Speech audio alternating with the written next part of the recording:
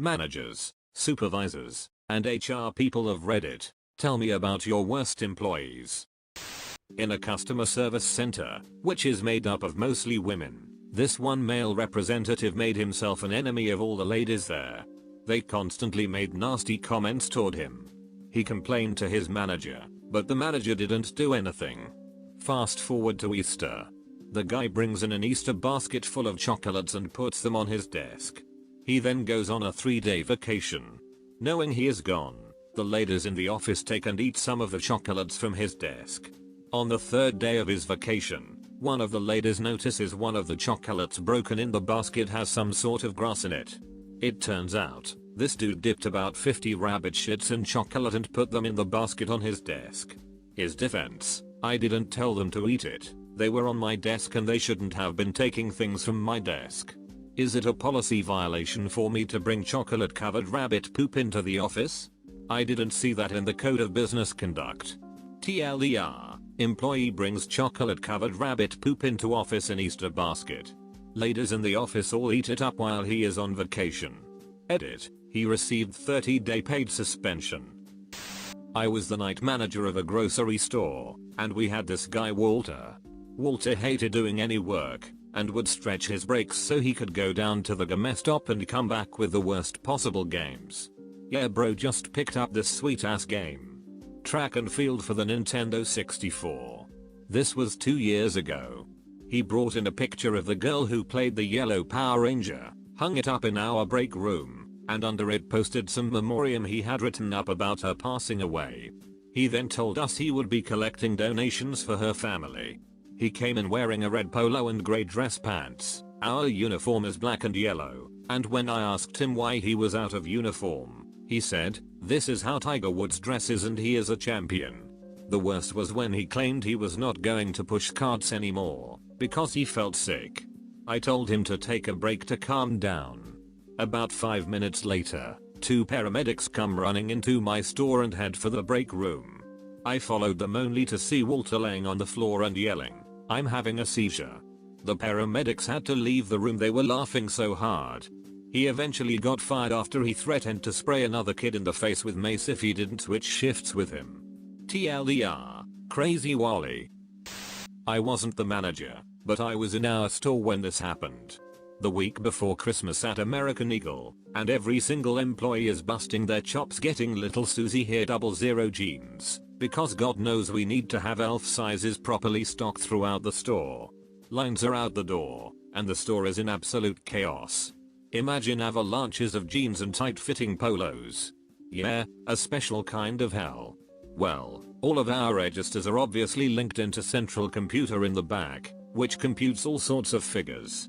UPC, units per customer, UPH, units per hour, and the like. Without the computer, all of AE is screwed. And then how will the boss find their sweet flannels, right? Right in the middle of the busy workday, the lights flicker and everything turns off. Registers, main computer, the whole shebang. Turns out a fellow employee of mine, Chardonnay, hadn't plugged the main computer, and upon plugging in her hot dog cooker for lunch, had blown a fuse. It was unbelievable. TLDR, fellow employee ruined AE Christmas sales because she wanted to cook a hot dog in a hot dog cooker.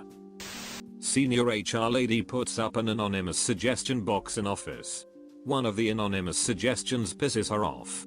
She hires a handwriting specialist to compare the note to all current employees' applications on file. She fires the guy for making an anonymous suggestion that management should have a 30-minute lunch break like everyone else, or everyone else should get an hour for lunch like management. She should be burned alive as a witch. I used to manage a pizza shop in college. A girl we worked with would go to the bathroom 4 or 5 times a shift, often when we were incredibly busy.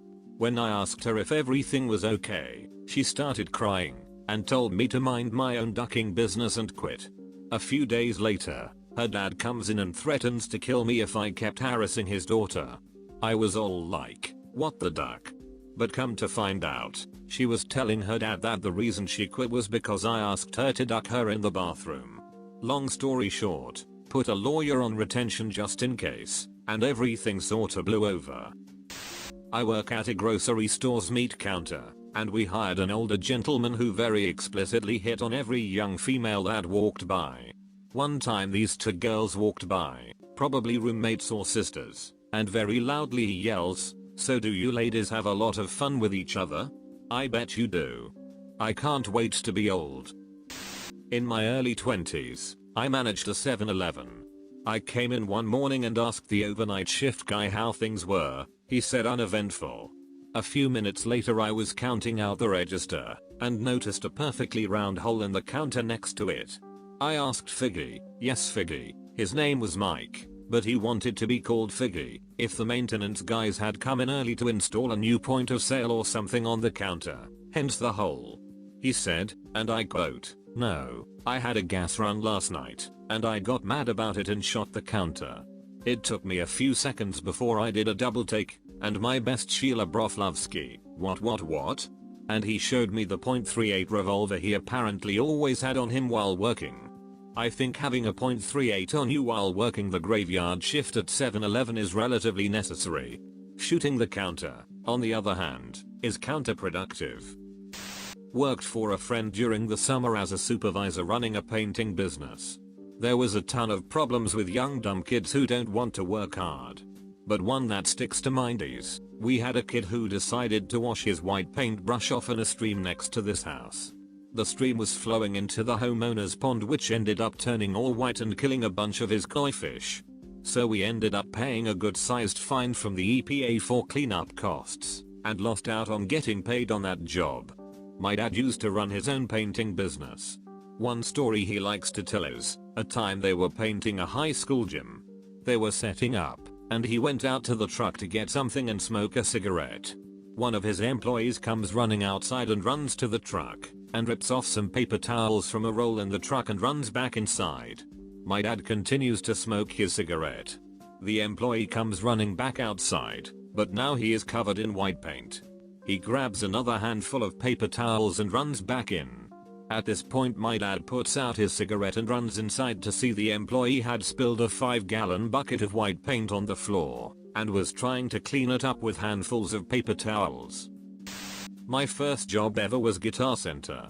I had been there about a year, when they hired some new kid. Nothing new, the turnover rate is pretty damn high. Since it takes a day or two for the computer system to acknowledge you and get your password set up, the operations manager put him in our back room to help the warehouse crew. Within 2 hours they were complaining that this new guy couldn't figure out shit. Couldn't sort cables, couldn't read labels, and was clumsy with the merch. So the operations manager goes back to talk to the kid, only to find him in the corner, with one of the warehouse razor blades, cutting on his arm, with a creepy smile on his face, and softly singing to himself.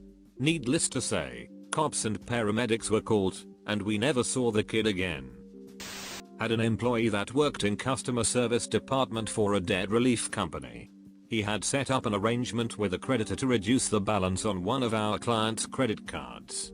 Then he called our client, let them know how much needed to be paid, about $7,000, and then gave his personal information so it could be wired to him, and not the creditor. We only found out because our client called back in and spoke to someone else. She was at the bank, and wanted to verify his name for wiring information. We then listened to his calls he had been making to verify all of this. He had been planning a vacation to Mexico, and telling his girlfriend to go pick out whatever ring she wanted. We immediately let him go, and after pulling all his emails and listening to all his outbound calls, we found out that luckily it was his first time to try this, and no one got screwed. TLDR, Donkhead tried to steal a lot of money from an elderly client. The general manager's daughter, who was generally reviled by all, had a small argument with a really nice older lady in her mid-60s, who's just returned to work after recovering from a heart attack. She threatens that she's going to get the nice old lady fired, then, realizing she can't do that, tries to get her to sign a bullshit paper stating she was disobeying orders. The nice old lady kindly refuses to sign said paper, and the daughter storms out of the room and into her office, where she proceeds to slam the door so hard it bounces back and hits her in the head, and then she falls over and takes a desk corner to her eye. Nobody got up to help her. She eventually got up and drove herself to the ER, and had the most disturbing black eye when she came back to work a week later. That lasted 4 weeks. I started believing in karma after that. At my last job there wasn't a huge say in who was hired, which led to some very interesting employees. The most notable was a girl, 18, who was generally a poor worker. Didn't take direction, didn't show up for work when she didn't want to, would talk back to senior staff, etc etc. Then one shift, we say, take a break, get some water or soda, sit for a little. The supervisors go off to do supervisor things, we come back and she's drinking a beer. On the clock. She's 18. We ask her about this, and she said, well, we're taking a break. And keeps drinking. Our manager's jaw is on the floor. We punish her, and all this stuff and give her another chance to work. 2 weeks later she is talking back to senior staff about how she knows how to do the job better than they do. And fired. Went to college with a girl who essentially fabricated an entire resume with a wildly exaggerated skill set. She came into class one day talking about an interview she was going on, and asked the class if we thought she should exaggerate her skills to get the job. Cue this face. We all tell her that she should probably not lie in the interview. A week or so later she comes in bragging her ass off about the sweet new job she has, spouting off her salary and perks, etc. About a month later she was fired when the company found out that she actually did not know Flash, ActionScript, HTML, CSS, JavaScript or any of the other things she claimed to know. Crazy chick, that one. I'm not an HR guy, but I had a coworker get fired for basically not giving a shit.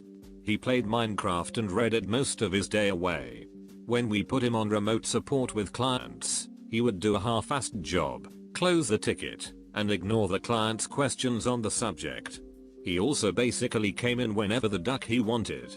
We all worked a 9 to 5 shift. This guy would show up anywhere between 10:30 AM and 2 PM on any given day.